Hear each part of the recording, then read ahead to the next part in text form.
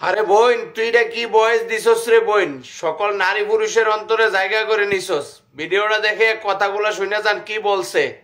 একজন বিবাহিত নারী যতই জায়নামাজে কান্নাকাটি করুক এবং প্রতিদিন কুরআন পাঠ করুক, ততক্ষণ পর্যন্ত সে তার ইমানের মাধুর্য খুঁজে পাবে না যতক্ষণ পর্যন্ত সে তার স্বামীর হক আদায় করবে না। স্বামীর হক আদায়ের মৌলিক বিষয়গুলো।